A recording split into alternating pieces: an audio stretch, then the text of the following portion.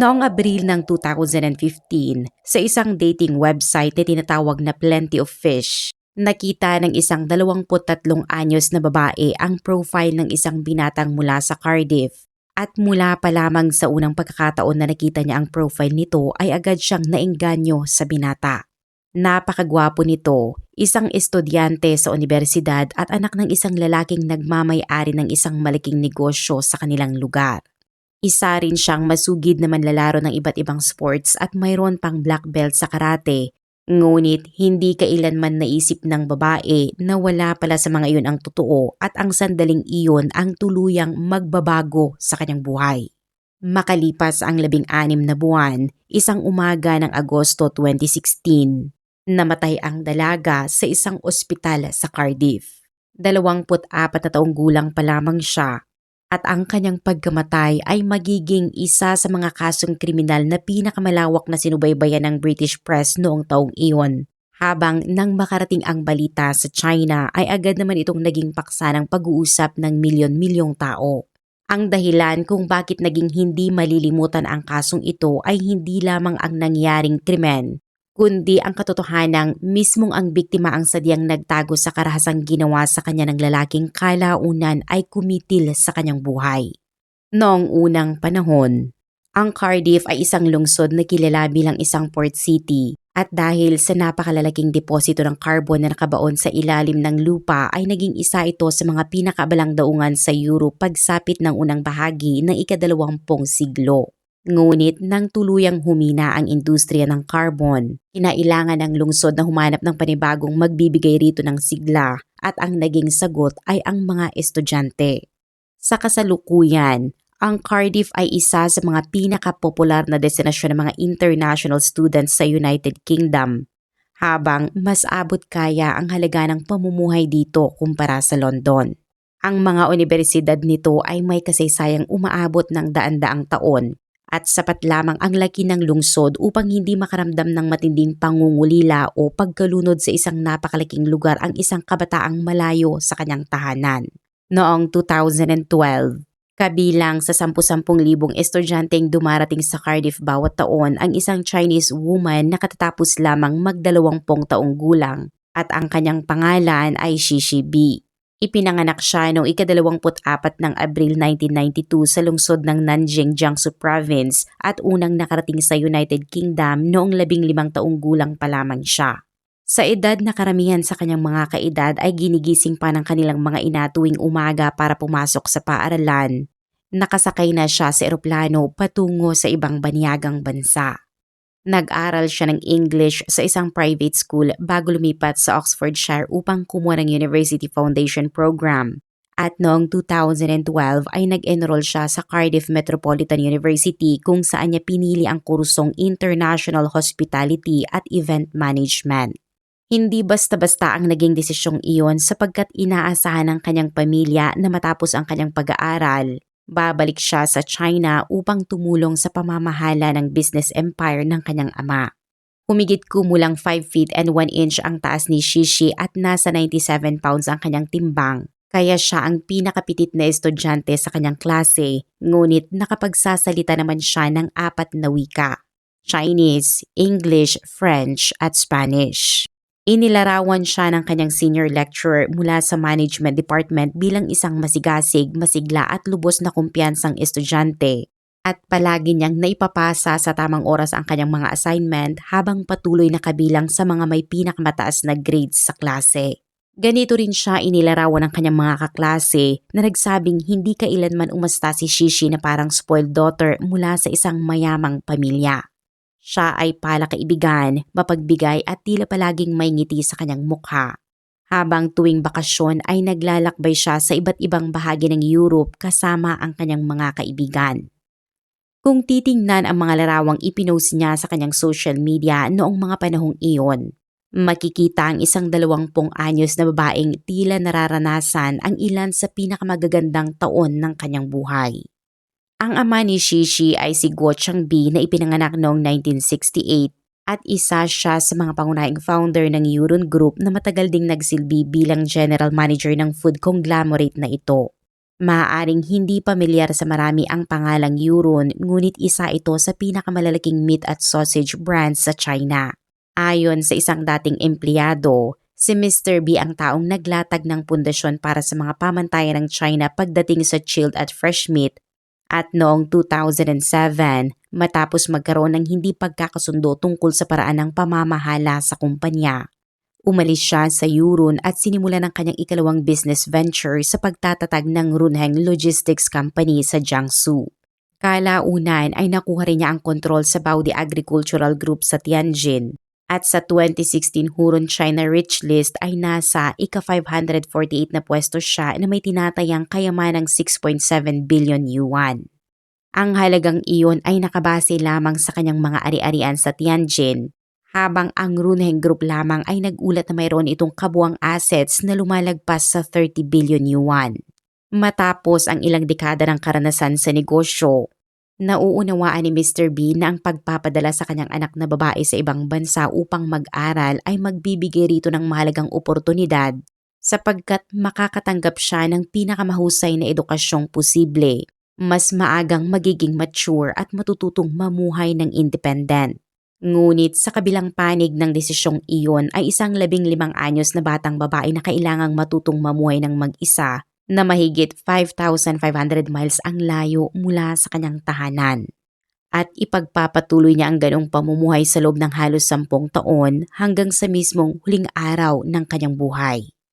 Noong 2011, habang nag-aaral si Shishi sa Oxford ay nakilala niya ang isang batang British na lalaki at nauwi sa pag-iibigan ng kanilang pagkakakilala bago sila parehong matanggap sa Cardiff Metropolitan University noong sumunod na taon. Tumagal ng humigit kumulang 3 taon ang kanilang relasyon bago ito nagtapos noong 2014 dahil sa mga pagkakaiba sa kultura. Ngunit maayos ang naging paghihiwalay nila at nanatili silang magkaibigan at patuloy na nag-uusap pagkatapos nito. Ang sumunod na taong nakilala niya ay si Jordan Matthews. 1 taon na mas bata si Matthews kaysa kay Shishi. At ipinanganak at lumaki siya sa Cardiff kasama ang isang malaking pamilya na binubuo ng 2 niyang nakababatang kapatid na lalaki at 3 niyang nakababatang kapatid na babae. Noong siya ay teenager pa lamang, naghiwalay ang kanyang mga magulang at kalaunan ay tuluyang nagdiborsyo. Ayon sa kanyang ina, nakaranas si Matthews ng karahasan sa loob mismo ng kanilang pamilya mula noong siya ay bata pa. At matapos maghiwalay ang kanyang mga magulang ay napilitan siyang lumipat ng paaralan kung saan siya naman ang naging target ng bullying. Pagsapit ng ika-16 na taong gulang, tuluyan siyang tumigil sa pag-aaral at nagsimulang magtrabaho upang matustusan ang sarili. Dahil hanggang high school lamang ang kanyang natapos, kakaunti at hindi maganda ang mga oportunidad na naghihintay sa kanya. Kaya nagsimula siya sa paghugas ng mga pinggan sa mga restaurant bago naging kitchen assistant, waiter at bartender habang palipat-lipat sa ibang pub sa buong lungsod. Mababa rin ang kanyang kinikita at hindi rin naging permanente ang kanyang mga trabaho. Sa mga panahong iyon, nakahanap si Matthews ng isang bagay na kanyang kinapitan at iyon ay ang martial arts. Pinanood niya ang bawat pelikula ni Jackie Chan na mahahanap niya, tinuruan ang sarili ng snake-style kung fu sa pamamagitan ng panonood sa screen. At nang mapagtanto niyang higit na panlabas lamang ang karamihan sa kanyang natutunan ay nag-enroll siya sa isang karate class. Kasabay ng kanyang interes sa martial arts ay nabuo rin ang matinding pagkahilig niya sa kulturang Chinese. At sa mga taong nakakakilala sa kanya ay paulit-ulit niyang ipinagmamalaki ang 2 bagay na mayroon siyang black belt sa karate at determinado siyang mapangasawa ang isang Chinese woman.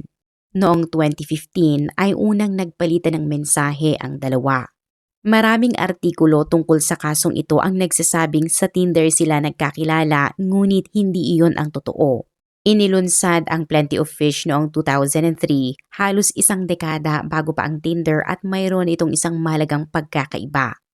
Pinapayagan itong magsulat ang mga user ng mahabang profile kung saan maaari nilang ilarawan ang kanilang trabaho, edukasyon at background ng pamilya kaya nagkaroon ng isang tao ng kalayaang bumuo at magpakilala ng isang bagong identity para sa kanyang sarili.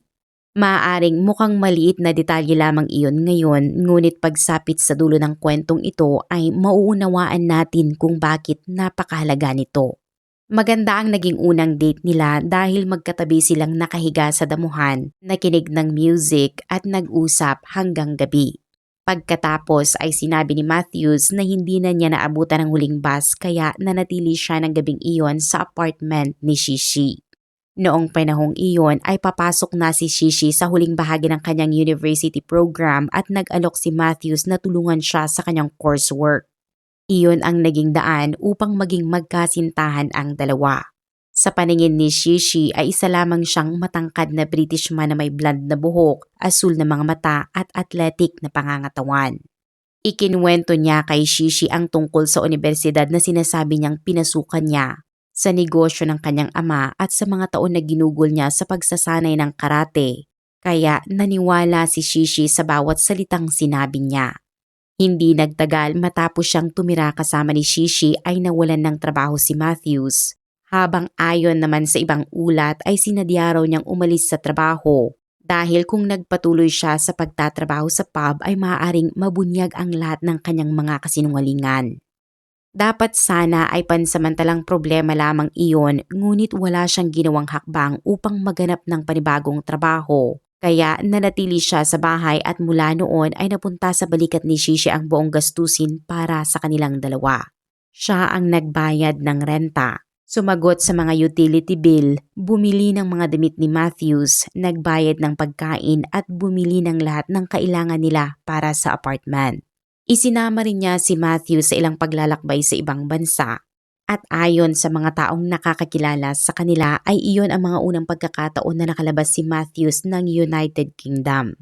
Binilhan pa niya ito ng sasakyan at kalaunan. Sa tuwing nangangailangan siya ng pera ay hindi na niya ito hinihingi kay Shishi. Direkta na lamang niya itong kinukuha at para kay Shishi. Hindi kailanman naging problema ang pera dahil lumaki siya sa isang pamilyang laging may sapat na pera at marahil iyon din ang tanging paraan ng pagpapakita ng pagmamahal na nakasanayan niya. Sapagkat sa lahat ng mga taon na mag-isa siyang namuhay sa Britain ay iyon din ang ginamit ng kanyang mga magulang upang punan ang kanilang kawalan sa kanyang tabi. Ngunit may isang detalye na partikular na mahalagang pansinin. Noong una ay nanirahan ang magkasintahan sa isang apartment sa city center. Ngunit nang magsimula ang bagong academic year ay lumipat sila sa isa pang apartment na mas malayo sa downtown, mas luma at kapansin-pansing mas hindi maganda ang kondisyon. Ang dahilan ay simple lamang dahil napakalaki na ng halagang nagastos ni Shishi kay Matthews, kaya hindi na kasing ginhawa ng dati ang kanyang sariling finances. Isang 23 anyos na tagapagmana ng malaking kayamanan na malayo sa kanyang tahanan ang napilitang lumipat sa isang luma at hindi maayos na apartment dahil sa isang lalaking ayaw magtrabaho. At kapalit ng lahat ng iyon ay ano naman ang natanggap ni Shishi. Sa unang humigit kumulang na isang taon, sa paningin ng ibang tao ay tila normal pa rin ang lahat. Punong-puno ng mga litrato ng dalawa ang kanyang social media kung saan makikita silang dumadalo sa mga party, naglalakbay, nagyayakapan at naghahalikan. Kaya para sa kanilang mga kaibigan ay mukha lamang silang isang magkasintahang nagmamahalan. Ngunit sa mga unang buwan pa lamang ng kanilang relasyon, nagkwento na si Shishi sa isang malapit na kaibigan na nagngangalang Ivy tungkol sa hirap ni Matthews na kontrolin ang kanyang emosyon. At kung minsan ay bigla itong nagagalit ng walang malinaw na dahilan. Hinimok siya ni Ivy na agad iwan si Matthews sapagkat para sa kanya. Hindi katanggap-tanggap na si Shishi na ang sumasagot sa lahat ng gastusin habang siya pa rin ang nakararanas ng galit mula sa kanyang nobyo.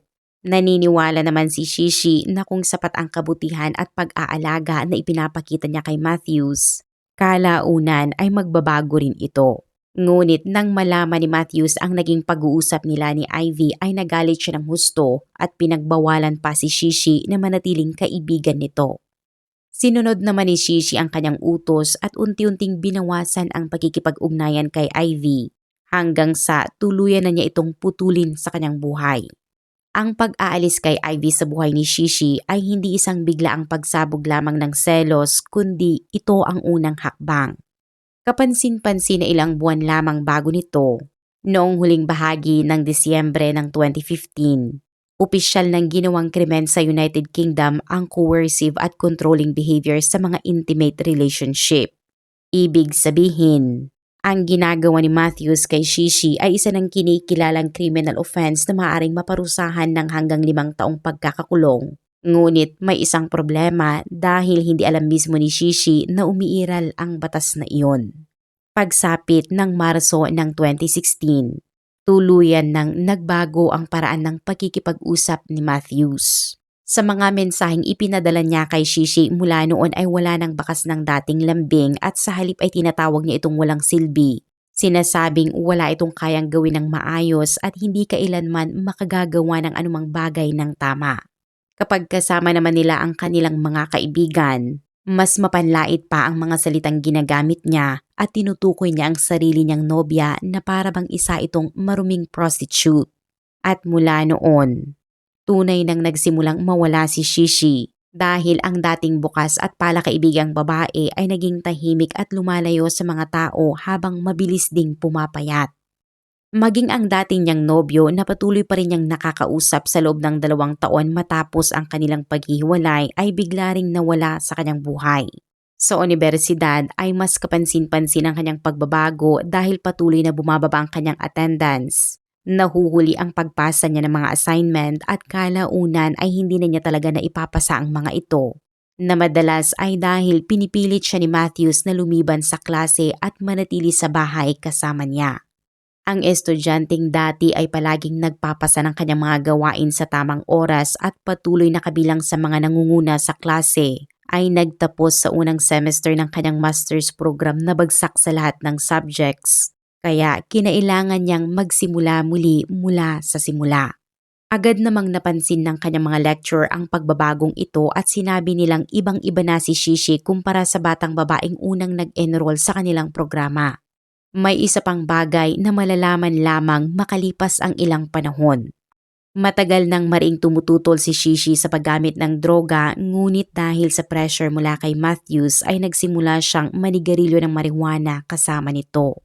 Unti-unting inalis sa kanya ang bawat bagay na dating bumubuo sa pagkatao ni Shishi. Ang kanyang mga kaibigan, edukasyon, itsura at maging ang mga prinsipyong matagal niyang pinanghawakan. Sa huli, nawala rin sa kanya ang paniniwalang karapat-dapat siyang magkaroon ng mas mabuting buhay. Noong Mayo ng 2016, isang insidente ang naganap na dapat sana ay nagsilbing huling babala. Bumiyahe si Matthews patungong Spain upang dalawin ang kanyang biological father. Ngunit sa hotel ay nauwi sa napakarahas na kumprontasyon ang pagkikita ng mag-ama kaya pinalaya siya ng kanyang ama at inutusang umalis agad. Nang malaman ni Shishi ang nangyari ay naawa siya sa kanyang nobyo. Kaya binayaran niya ang bayad para mapalitan ang kanyang plane ticket upang makabalik siya ng mas maaga sa United Kingdom at nag-alok pa siyang sunduin ito sa airport. 2 salita lamang ang naging tugon ni Matthews. Minura niya si Shishi. Sa buwan ding iyon ay nagkaroon ng pagkakataon ang nakatatandang kapatid ni Shishi na si Jackson B na noon ay nag-aaral sa University of Nottingham na makita ang kanyang kapatid. Agad niyang napansin na kapansin-pansin ang labis na pagpayat ni Shishi at maging ang maitim na bahagi sa ilalim ng kanyang mga mata ay hindi na maitago ng makapal na make-up. Nang tanungin siya ni Jackson kung ano ang nangyayari, nagsinungaling si Shishi at sinabing resulta lamang iyon ng pagpupuyat niya sa pag-aaral para sa kanyang mga pagsusulit. Kalaunan lamang, matapos marinig ng girlfriend ni Jackson ang tungkol sa kanilang pagkikita at tahimik na makausap si Shishi nang silang dalawa lamang, unang inamin ni Shishi na siya ay sinaktan ni Matthews. Noong Hulyo ng 2016, naospital si Shishi dahil sa nabaling panga at kinailangan niyang sumailalim sa operasyon.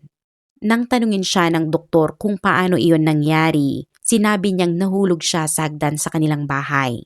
Ngunit may isang problema sa kanyang paliwanag dahil ang apartment na tinitirhan ng magkasintahan ay nasa ground floor.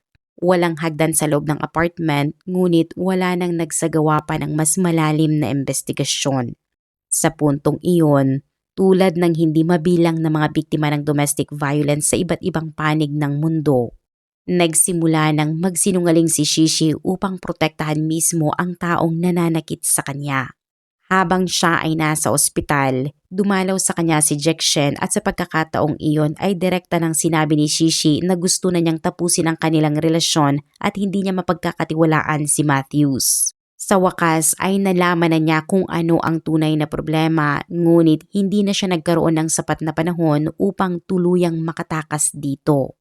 Noong 18 ng Agosto taong 2016, sumakay si Shishi ng tren patungong London upang makipagkita sa isang kaibigan at mamili, at marahil isa iyon sa ilang araw na naging magaan ang kanyang pakiramdam sa loob ng ilang buwan. Napansin naman ng kaibigang nakasama niya ng araw na iyon ang mga pasa sa kanyang mukha. Bandang hating gabi, sumakay si Shishi ng tren pabalik ng Cardiff at tinawagan si Matthews upang hilinging sunduin siya sa Central Station. Galit na galit si Matthews dahil para sa kanya ay isang insulto ang pagpapasundo sa ganoong oras at patunay iyon na wala raw respeto sa kanya si Shishi. Gayunpaman ay pumunta pa rin siya upang sunduin ito, ngunit may isa pang bagay na iniisip niya. Ang paniniwalang hindi pumunta si Shishi sa London upang makipagkita sa isang kaibigan, kundi upang makipagkita sa ibang lalaki at pagtaksilan siya. Agad na nagsimula ang pagtatalo halos pagkasakay nila sa sasakyan at pag-alis nito mula sa estasyon. Galit na tinanong ni Matthew si Shishi tungkol sa isang mensaheng sinasabi niyang nakita niya sa kanyang cellphone na ipinadala raw ng isang lalaking nagngangalang Ben. Ipinaliwanag ni Shishi na spam lamang iyon at hindi man lang siya kailanman nag-login sa naturang website, ngunit hindi siya pinaniwalaan ni Matthews.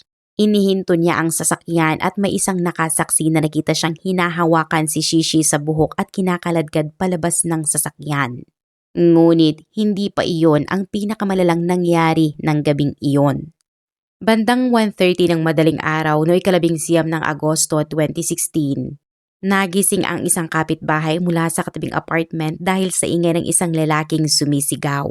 Pamilyar na ang kapitbahay sa ganoong tunog dahil mula pa nang lumipat si Matthew sa apartment ay halos gabi-gabi nang may mga ingay na naririnig mula sa kabilang bahagi ng pader.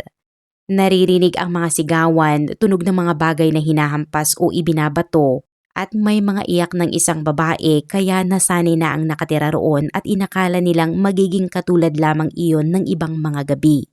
Ngunit hindi natapos ang ingay makalipas ang ilang minuto at sa halip ay nagpatuloy ito sa buong magdamag. Unti-unting nagsimulang lumiwanag ang kalangitan ngunit walang tumawag sa pulisya.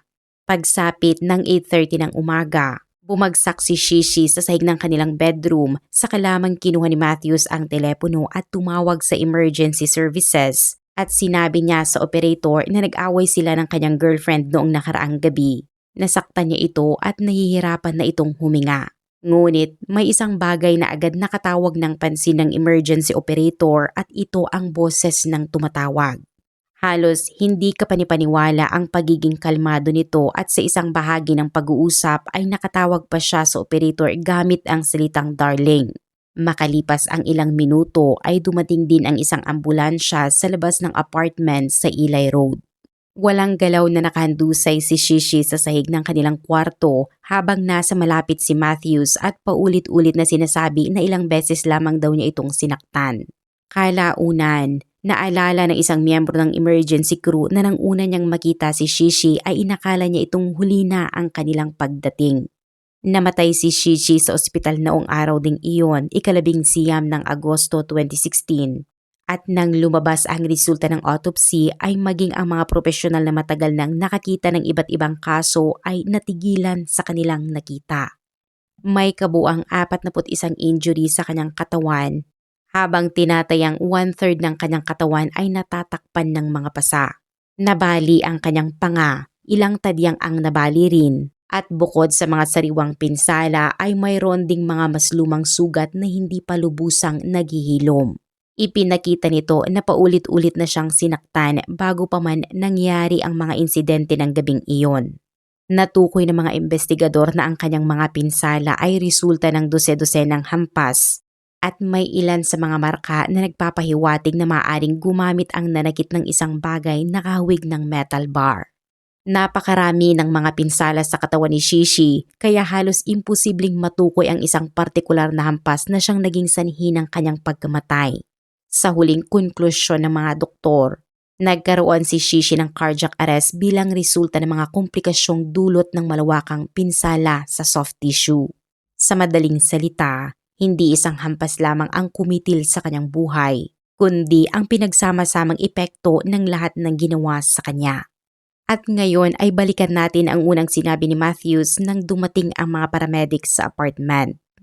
"I only hit her a few times," ang kanyang sinabi, ngunit habang nagpapatuloy ang investigasyon at pagtatanong sa kanya ay unti-unting bumagsak ang kanyang kwento. Noong una ay sinabi niyang iilang hampas lamang ang ginawa niya. Pagkatapos ay muli niyang binago ang kanyang salaysay at iginit na hindi raw umabot ng higit sa 10 minuto ang pananakit. Ngunit nagsimula ang insidente bandang 1:30 ng madaling araw at natapos lamang bandang 8:30 ng umaga, 7 oras ang lumipas. Pagkatapos ay napunta ang usapan sa sinasabi niyang black belt. Sa loob ng maraming taon, ipinagmamalaki ni Matthew sa mga taong nakakakilala sa kanya na mayroon siyang black belt sa karate. At sa mga unang pagtatanong sa kanya ng pulisya ay mas pinalawak pa niya ang kanyang kwento sa pagsasabing mayroon siyang black belt sa 3 magkakaibang martial arts. Ngunit nang tanungin siya kung anong klasing pinsala ang maaaring maidulot ng isang taong may ganoong training sa isang babaeng halos 97 pounds lamang ang timbang, agad niyang binago ang kanyang kwento. Inamin niyang nagyayabang lamang siya, hindi naman daw siya malakas at hindi pa nga raw niya kayang magbuhat ng isang sako ng patatas. Walang totoong black belt at iginit din niya na hindi raw siya mananakit ng babae dahil para sa kanya ay kasuklam-suklam ang ganoong pag-uugali. At ang tanging pagkakataon lamang daw na nahawakan niya si Shishi ay nang subukan niya itong iligtas upang hindi masagasaan ng bus. Ngunit makalipas lamang ang ilang minuto ay inamin din niyang malakas niyang hinampas si Shishi ng gabing iyon. Ngunit paano naman ang mensaheng sinasabing naging dahilan ng kanyang galit? Ayon kay Matthews, tuluyan siyang nawalan ng kontrol matapos niyang makita sa cellphone ni Shishi ang isang malisyosong mensaheng ipinadala raw sa pamamagitan ng dating app na Tinder ng isang lalaking nagngangalang Ben. Kaya sinuri ng mga pulis ang cellphone ni Shishi upang malaman kung totoo ang kanyang sinasabi. Ngunit walang Tinder sa kanyang cellphone at hindi rin kailanman na-install ang naturang application. Walang ganoong mensahe at wala ring lalaking nagngangalang Ben. Nang hindi na niya magamit ang paliwanag na iyon ay inilabas ni Matthews ang kanyang huling depensa. Iginit niyang mayroon siyang Attention Deficit Hyperactivity Disorder o ADHD at dahil dito ay hindi raw niya kayang kontrolin ang kanyang mga kilos. Ngunit sa katunayan ay matagal na niyang ginagamit ang palusot na iyon. Nang maubos ang kanyang mga dahilan ay iginit ni Matthews na mayroon siyang ADHD at hindi raw niya kayang kontrolin ang kanyang sarili kapag may ginagawa si Shishi na hindi niya gusto. Isang palusot na matagal na rin niyang ginagamit upang pilitin itong bantayan ang bawat kilos at salita nito. Ngunit nang humingi ang korte ng ebidensya ay wala siyang naipakitang medical record na nagpapatunay sa diagnosis o anumang treatment, habang ang mga ebidensya ng prosecution, kabilang ang testimonya ng isang kapitbahay na buong magdamag na kinig ng mga iyak at ingay mula sa apartment ay malinaw na sumasalungat sa kanyang bersyon. Sa paglilitis sa Cardiff Crown Court noong Pebrero ng 2017, inamin ni Matthews ang manslaughter ngunit itinanggi ang murder. Giniit na mahal niya si Shishi at balak pa raw niya itong pakasalan kaya hindi niya raw sinadyang saktan ito ng ganoon kalubha. Ngunit matapos ang humigit kumulang 10 araw na paglilitis, hindi pinaniwalaan ng jury ang kanyang depensa at noong 17 ng Pebrero 2017, nagkaisa silang hatulan siyang guilty sa murder bago siya sinintensyahan ni Judge Nicola Davis makalipas ang 4 na araw. Sinabi ng hukom na ang nangyari ng gabing iyon ay hindi isang hiwalay na insidente, kundi ang malagim na resulta ng ilang buwang verbal at physical abuse na dinanas ni Shishi. Idinagdag din niyang paulit-ulit na nagsisinungaling si Matthews upang iligtas ang sarili kahit napakaraming ebidensyang laban sa kanya.